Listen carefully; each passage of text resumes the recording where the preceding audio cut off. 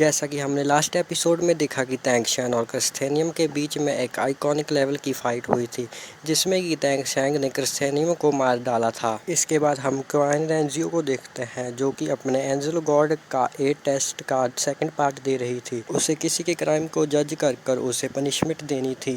वो अपने सामने अपने पास्ट वाले रूप जियोलू को देखती है। उसे सजा देनी थी, क्योंकि उसने अपने जियोलू वाले रूप में बहुत सारे लोगों को बिना वजह ही मारा था। क्वान रेंजी को अब अपने ही पास्ट में की गई गलती की वजह से अपने आप को सजा देनी थी।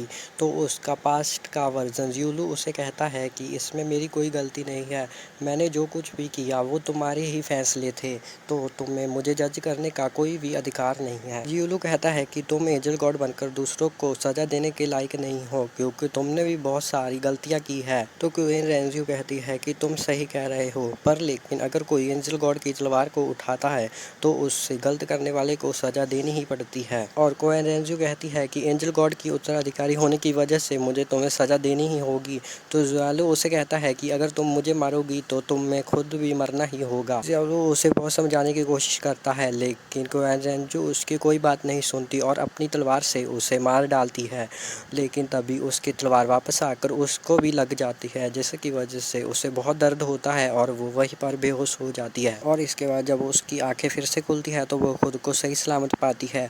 और क्वान दोलू उसे बताता है कि तुमने इस टेस्ट को भी पार कर लिया है। अगले सीन में हमें एम्परर जू विंग को दिखाया जाता है, जो कि लड़ाई की सारी तैयारियों को देख रहे थे।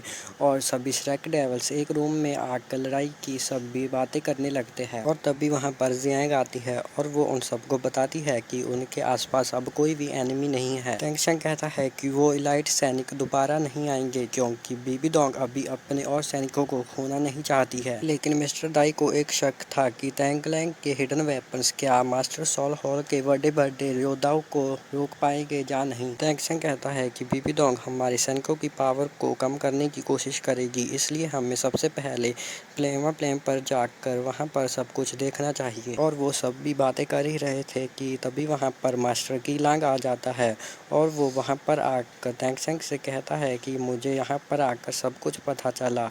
आप सब के लिए धन्यवाद कि आपने पहले से ही प्लान बनाकर रखा हुआ था। और वो बताता है कि अब सब कुछ तैयार हो चुका है और एम्परर का आदेश आते ही हम लड़ाई का नगाड़ा बजा देंगे। तो तैंगशेंग कहता है कि हमें लगता है कि बीबी डोंग अभी भी हमारी फूड सप्लाई को रोकने की कोशिश कर सकती है। मार्शल तैंगशेंग से कहता है कि अब असली बैटल शुरू होने वाली है और आपको अब घर जाकर आराम करना चाहिए। ये सुनकर मोटू को बहुत गुस्सा आता है और वो कुछ बोलने ही वाला होता है, लेकिन तैंगशेंग उसे रोकता है और मार्शल से कहता है कि ठीक है, हम चले जाते हैं। रास्ते में जब सभी लोग जा रहे थे तो मोटू कहता है कि हमने इतनी मेहनत की और अब ये सभी लड़ाई का क्रेडिट वो मार्शल ले जाएगा।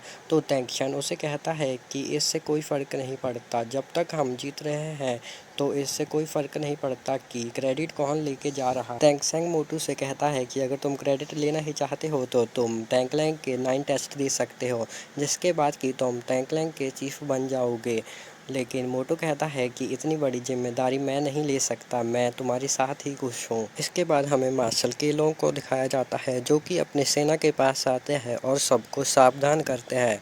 और तभी वहाँ पर हमें एक बीन दिखती है, जो कि वही कमांडर थी जिसको कि लास्ट एपिसोड में बीबी डोंग ने वहाँ पर भेजा था। और फिर वो बीबी डोंग के पास वापस आ जाती है और बीबी डोंग से कहती है कि मेरे पास आपको बताने के लिए कुछ है। इसके बाद हमें ताइवान एम्पायर की पूरी सेना को दिखाया जाता है, जिसके सामने की एम्परर आकर कहते हैं कि हम सभी यहाँ पर मास्टर सोल हॉल के खिलाफ खड़े हुए हैं। हमने अपने बहुत सारे दोस्तों और परिवार वालों को खो दिया है, लेकिन हम अपना सर नहीं झुकाएंगे।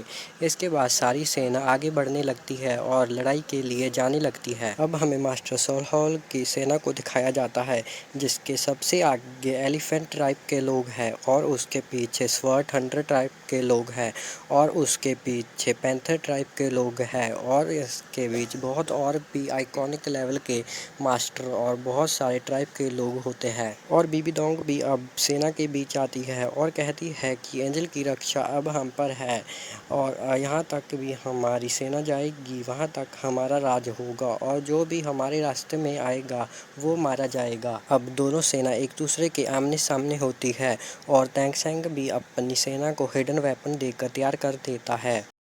और सभी सोल मास्टर भी अपनी स्पिरिट रिंग्स को बाहर निकाल लेते हैं और युद्ध के ढोल नगाड़े बजने शुरू हो जाते हैं और इसी के साथ ये एपिसोड यहीं पर ख़त्म हो जाता है।